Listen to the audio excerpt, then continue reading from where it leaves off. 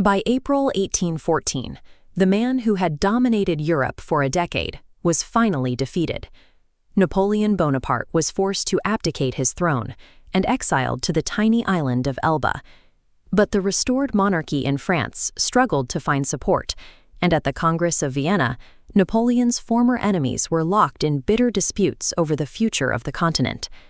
Napoleon sensed the instability. After just 10 months in exile, he returned to France.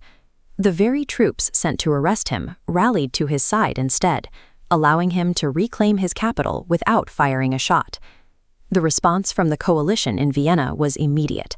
They declared Napoleon an outlaw and began mobilizing massive armies to crush him once and for all. This diagram shows the math Napoleon was facing. He was heavily outnumbered, so his only chance of survival was a preemptive strike. He had to drive a wedge between the British and Prussian armies in Belgium and defeat them one by one. Napoleon struck first, crossing the frontier and bloodying the Prussians at Ligny while fighting Wellington's army to a standstill at Quatre Bras. Following the Prussian retreat, Wellington pulled back to a ridge south of Brussels. He decided to stand and fight only because he received a promise from the Prussian leader, Prince Blücher, that reinforcements were on their way. But heavy summer showers on Sunday morning turned the battlefield into a quagmire. Napoleon chose to delay his attack for several hours, waiting for the ground to dry so his troops and artillery could move. That delay transformed the battle into a desperate race against the clock. Napoleon had to break Wellington's line before the Prussians could arrive and tilt the scales. The fighting began at 11 a.m. with a feint against the Hougomont farmhouse. Napoleon hoped to draw Wellington's reserves away from the center, but the farmhouse became a site of a desperate, day-long struggle. At one point, French soldiers forced their way through the main gate. The defenders managed to slam it shut behind them, killing every intruder trapped inside. This illustrates Wellington's tactical use of the terrain. At noon, 80 French cannons opened fire, but most of Wellington's men were hidden on the reverse slope. The cannonballs arced right over them, missing the main Allied line. At 1:30 p.m., Napoleon sent in his infantry. The French columns were met by disciplined musket fire and then shattered by a massive charge of British heavy cavalry. But the British cavalry overextended their success. They charged too far into the French lines, becoming scattered and vulnerable. A French counterattack caught them with exhausted horses, leading to the slaughter of the British units. While Wellington's defenses held, casualties were rapidly mounting. His veterans and new recruits grew dangerously fatigued as time dwindled. At 4 p.m., Marshal Ney misread a movement in the Allied line as a retreat.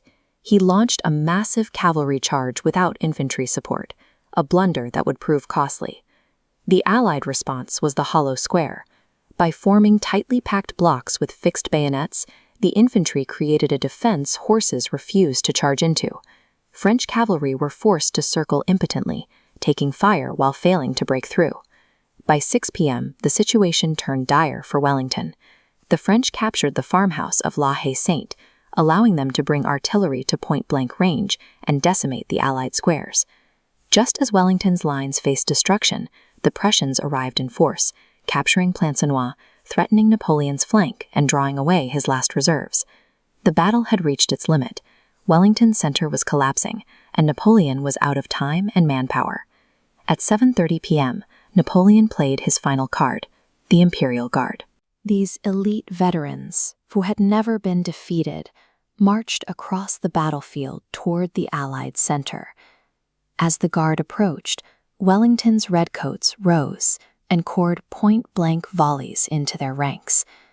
The legendary Imperial Guard wavered and for the first time retreated. The sight of the Guard in retreat broke the French army's morale.